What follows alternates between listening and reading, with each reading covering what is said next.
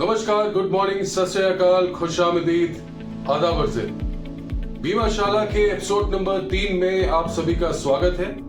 Term insurance, जैसा कि आपको पता है, टर्म इंश्योरेंस के एपिसोड नंबर 1 और 2 में मैंने टर्म इंश्योरेंस को लेके कुछ बारीकियां आपके साथ साझा की थी, आपके साथ शेयर की थी। उसी मुहिम में आज टर्म इंश्योरेंस का मैं आखिरी video, that is episode number 3, कोशिश करूंगा कि कुछ अंदरूनी बारीकियां, कुछ इंपॉर्टेंट नगेट्स आपके साथ शेयर हो, जिससे कि आपकी अवेयरनेस टर्म इंश्योरेंस को लेकर बढ़े। तो आज की वीडियो में मैं टर्म इंश्योरेंस को लेकर क्या शेयर करने वाला हूँ। आज मैं आपसे शेयर करूंगा कि टर्म इंश्योरेंस लेने के लिए आपसे मैं 6 से 7 तरीके, जो मंत्र हैं, की मंत्रास, एक अच्छा टर्म इंश्योरेंस लेने से पहले कौन सी 6 से 7 चीजों को पे आपको ध्यान देना है, वो वीडियो की शुरुआत में मैं कवर करूंगा। उसके साथ उस टर्म इंश्योरेंस के साथ आपको कौन कौन से राइडर्स लेने हैं, जिसकी इंपॉर्टेंस है, जिसका महत्व है, आपको लेना चाहिए कि नहीं लेना चाहिए। इसके अलावा मैं आपसे इस वीडियो के पार्ट नंबर 3 में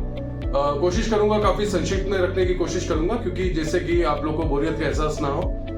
तीसरा पार्ट में मैं कोशिश करूंगा कि टर्म इंश्योरेंस में क्या क्या चीजें कवर नहीं होती है, वो बहुत इंपॉर्टेंट 6 से 7 पॉइंट आपसे जल्दी जल्दी शेयर करूंगा। और आखिरी पॉइंट पे मैं इस वीडियो का सबसे इंपॉर्टेंट चीज, जो कि मेरी अपनी इंपॉर्टेंट टिप होगी, मेरा खुद का सोच क्या है और मैंने कौन से इंश्योरेंस में निवेश कर रखा है, वो मैं आपको वीडियो के अंत में आपसे शेयर करूंगा। सबसे पहले मैं आपको बताना चाहूंगा कौन सी 6 से 7 चीजें हैं जिसपे आप सब लोगों को ध्यान देना है। तो सबसे पहला इंपॉर्टेंट पॉइंट जो आपको ध्यान रखना है वो है क्लेम सेटलमेंट रेशियो, जिसको CSR शॉर्ट में आप यूज कर सकते हैं। इसका मतलब क्या होता है, किसी भी बीमा कंपनी के पास अगर 100 क्लेम आए हैं और उसमें से उस बीमा कंपनी ने 95 क्लेम को पास कर दिए है, तो उसका क्लेम सेटलमेंट रेशियो 95% का होगा। दूसरा बहुत इंपॉर्टेंट चीज है जिसमें आपको ध्यान रखना है, वो आपको ध्यान रखना है claim rejection ratio. Claim rejection ratio क्या होता है? क्लेम रिजेक्शन रेशियो ये हुआ कि एक बीमा कंपनी के पास 100 क्लेम्स आए और 100 में से उस बीमा कंपनी ने 2 क्लेम्स को रिजेक्ट कर दिया, तो उसका जो क्लेम रिजेक्शन रेशियो हो गया वो करीब 2% का हो गया। तो आपको ध्यान रखना है कि किसी भी बीमा कंपनी जिसका क्लेम रिजेक्शन रेशियो 1% से ज्यादा का है, उस तरफ आपको रुख नहीं करना है, उस बीमा कंपनी को आपको सिलेक्ट नहीं करना। और जैसा कि मैं आपको पहले भी बता चुका हूं, ये कोई बीमा कंपनी का कोई स्पॉन्सर्ड वीडियो नहीं है, ये एक बीमा जागरूकता अभियान है, एक कस्टमर अवेयरनेस इनिशिएटिव है BIMAwala.com की तरफ से, जिससे कि आपको प्रोडक्ट्स को लेते समय आपको अच्छी जानकारी मिल सके और आप अवेयर रहें। और मैं अपना 20 साल का इंश्योरेंस का अनुभव आपका निचोड़ आपके साथ साझा करता हूं। इसके अलावा तीसरी इंपॉर्टेंट चीज है amount settlement ratio, ASR। Amount settlement ratio और क्लेम सेटलमेंट रेशियो में क्या फर्क हुआ? अब आपको एक उदाहरण देता हूं कि एक बीमा कंपनी ने 100 करोड़ रुपए का क्लेम पास किया। 100 क्लेम आए, 100 करोड़ रुपए के क्लेम आए थे, जिसमें से बीमा कंपनी ने टोटल 90 करोड़ रुपए का क्लेम पास किया और 10 करोड़ के, जो 2-2 करोड़ के 5 क्लेम थे, उनको रिजेक्ट कर दिया। तो उस बीमा कंपनी का अमाउंट सेटलमेंट रेशियो में देखना बहुत आवश्यक है। उससे आपको पता चलेगा कि इंश्योरेंस कंपनी हो सकता है कहीं पे फोर प्ले करें, अपना क्लेम सेटलमेंट रेशियो अच्छी तरीके से दिखाएं, लेकिन दूध का दूध पानी का पानी करने के लिए बहुत अच्छा तरीका आपको मैं बता रहा हूं कि अमाउंट सेटलमेंट रेशियो पे अगर आप ध्यान देंगे तो आपको दोनों ही उदाहरण के रूप में, पहले उदाहरण में मैंने आपको बताया था कि 100 में से 95 क्लेम पास किए तो 95% क्लेम सेटलमेंट रेशियो है। अमाउंट सेटलमेंट रेशियो से आपको ये पता चलता है कि कितनी अमाउंट, कितनी वैल्यू, कितनी बीमा राशि उसने पास की है। तो 100 करोड़ में से अगर 90 करोड़ का अगर उसने अमाउंट पास की है, तो उनका अमाउंट सेटलमेंट रेशियो 90% है। तो अमाउंट सेटलमेंट रेशियो में मैं आपको एक बहुत ही अच्छा सा मंत्र दे रहा हूं कि आपको ध्यान देना है कि जिस भी बीमा कंपनियों का अमाउंट सेटलमेंट रेशियो 90% से ज्यादा है, उस तरफ आपको रुख करना है, उस तरफ अपने रुझान को, अपने फोकस को आपको बढ़ाना। ये सारा डेटा जो है गूगल पे अवेलेबल है। आप कमेंट सेक्शन पे भी नीचे लिख के कोई भी आपकी क्वेरी हो तो आप पूछ सकते हैं, प्लस गूगल को भी रेफर कर सकते हैं। प्लस हमारी आदरणीय ऑनरेबल अथॉरिटी IRDA भी हर साल एक IRDA बुक ऑफ इंश्योरेंस में डेटा पब्लिश करता है, तो इसको आप कहीं भी गूगल में सर्च करके IRDA की वेबसाइट पे जाकर सारी बीमा कंपनियों का कंपैरिजन करके भी आप इसको चेक कर सकते हैं। चौथा रेशियो क्या आता है? Solvency ratio. सॉल्वेंसी रेशियो का मतलब क्या होता है? सॉल्वेंसी रेशियो का मतलब है कि किस बीमा कंपनी ने अपने पास कितना आर्थिक बैकअप रखा हुआ है, ऑनरेबल अथॉरिटी के पास जमा करा रखा है। वैसे आपको मैं बताऊं, IRDA जैसे बैंक्स को reserve bank of India RBI govern करता है, वैसे इंश्योरेंस कंपनीज को IRDA insurance regulatory development authority of India govern करती है। उसी संदर्भ में आईडीए ने रूलिंग एक मैटर बना रखा है कि हर बीमा कंपनी को कम से कम 1.5% का सॉल्वेंसी रेशियो मेंटेन करना होता है अपने पास। और किसी भी बीमा कंपनी का अगर सॉल्वेंसी रेशियो 2 या 2.5 या 3% से अधिक है तो उसका सॉल्वेंसी रेशियो अच्छा है, इसका मतलब उसके भी क्लेम्स को वो पास कर सकता है। तो इसी कॉन्टेक्स्ट में इन सब रेशियोज में कौन सी कंपनी किस रुझान में किस मैदान पे चल रही है, टॉप 3 कंपनीज कौन है, वो अभी मैं वीडियो के इस पार्ट में बहुत जल्दी कोशिश करूंगा कवर करने की। सबसे इंपॉर्टेंट चीज जहां से हम सब शुरुआत करते हैं वाई टू पे मोर कि भाई प्रीमियम किसका सस्ता है। और सिर्फ सस्ते के पीछे ना जाए, क्योंकि आपने कहावत तो सुनी है कि सस्ता रोए बार बार और महंगा रोए एक बार। क्योंकि मैंने आपको बताया था निस्वार्थ सेल्फलेस वे ऑफ इन्वेस्टमेंट है। टर्म इंश्योरेंस हमारे ना होने पे हमारे अपने परिवार परिजनों के काम आता है, क्योंकि हम तो होते नहीं है। तो आप कभी भी ये नहीं चाहेंगे कि आप जब ना हो तो सेटलमेंट को लेके क्लेम सेटलमेंट को लेके आपके परिवार को दर दर की ठोकरें खानी पड़े। और आखिरी चीज जो कि मैं इस चीज को बहुत स्ट्रांगली मानता हूं, आपका निर्णय जिसके साथ भी हो, आप ऑनलाइन ले ऑफलाइन ले, बहुत सारे प्लेयर्स हमारे पास अवेलेबल है। बट मेरा स्ट्रिक्टली मानना है, मेरा अनुभव खुद ये कहता है कि इंश्योरेंस एक आत्मीयता का प्रोडक्ट है, एक ह्यूमन टच का प्रोडक्ट है, जहां पर आपके लिए बहुत इंपॉर्टेंट है आपको सर्विस कौन दे रहा है, आप किससे रूबरू हो रहे हैं, और आप टैंजिबल रूप से ब्लड ऑफ फ्लैश में आप किससे मिल रहे हैं रूबरू होके, आपको कौन आपको सजेस्ट कर रहा है। जैसे कि आपको कोई बीमारी होती है आप डॉक्टर के पास जाते हैं, वैसे आपको इंश्योरेंस भी लेना है, कोई निवेश लेना है, तो उसमें कोई बुराई नहीं है अगर आप उसके इंश्योरेंस के डॉक्टर को भी कंसल्ट करते हैं। तो आप किस बंदे से या किस चैनल के थ्रू इसको ले रहे हैं, ये बहुत इंपॉर्टेंट चीज है।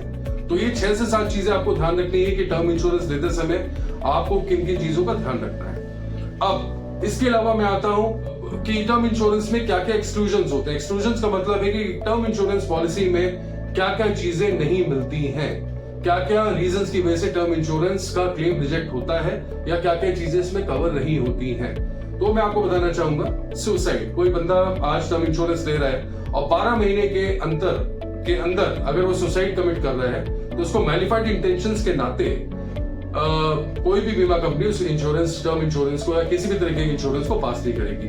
पहले तो सुसाइडल केस इंश्योरेंस पास ही नहीं होता था, क्लेम सेटल ही नहीं होता था, लेकिन अब नई प्राइवेट कंपनीज ने, अग्रेसिव बढ़ती हुई कंपनियों ने 12 महीने तक की रियायत दी है। 12 महीने के बाद अगर कोई सुसाइड अटेम्प्ट करता है, मैं ये नहीं कह रहा हूँ, बहुत नेगेटिव नोशन है, ऐसा किसी को नहीं करना चाहिए, लेकिन कोई भी केस 12 महीने से पहले का है तो क्लेम उसमें नहीं मिलेगा। दूसरा, कोई भी वॉर की स्थिति हो, आतंकवाद की स्थिति हो, कोई भी हजार्डस आप काम कर रहे हो, कोई खतरे वाला आप काम कर रहे हो, स्कूबा डाइविंग कर रहे हो, आप पैराग्लाइडिंग कर रहे हो, आप कोल माइंस में काम कर रहे हो जहां आपकी जान को खतरा हो सकता है या अमूमन रहता है, अगर इस तरीके से काम कर रहे हैं तो वो सारी चीजें नेगेटिव लिस्ट में आती है और उसमें टर्म इंश्योरेंस कवर नहीं होता है। किसी भी अकस्मात नेचुरल डेथ पे के होने पर टर्म इंश्योरेंस बीमा कंपनियां स्वीकारती हैं, मानती हैं, लेकिन कोई भी अननेचुरल कंडीशन में अगर किसी की मृत्यु होती है तो बीमा कंपनियां पोस्टमार्टम के लिए हमेशा जाएंगी, क्योंकि ऑब्वियसली बात है, इतना ज्यादा रिस्क 20 से 25 गुना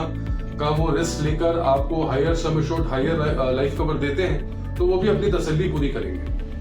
तो इसके अलावा आपने कोई भी चीज, अगर आपको कोई प्री एग्जिस्टिंग डिजीज है, आपको कोई क्रिटिकल इलनेस है, कोई भी बीमारी है, कोई भी, आपने जब बीमा लेते समय, मैंने आपको पिछले वीडियो में भी शेयर किया था कि आपको सच्चा रहना है, ईमानदारी से सारी चीजें सच्चाई के साथ आपको डिस्क्लोज करनी, कुछ चीज छुपानी नहीं, कुछ हेरा फेरी नहीं करनी है। तो कोई भी चीज अगर आपने छुपा रखी है तो बाद में वो चीज पता चलती है। कोई भी आपको बीमारी है जो आपने पहले डिक्लेयर नहीं की, आप स्मोकर हैं लेकिन आपने प्रीमियम कम के चक्कर में आपने उसमें डिक्लेयर कर दिया कि आप स्मोकिंग नहीं करते हैं, आप टोबैको कंज्यूमर हैं, आप टोबैको यूज करते हैं, गुटखा पान मसाला वगैरह पान खाते हैं, लेकिन आपने वो भी डिस्क्लोज नहीं किया है, लेकिन आप खाते हैं, तो इन सब सूरत हाल में आपका क्लेम रिजेक्ट होने की 100% चांसेस है।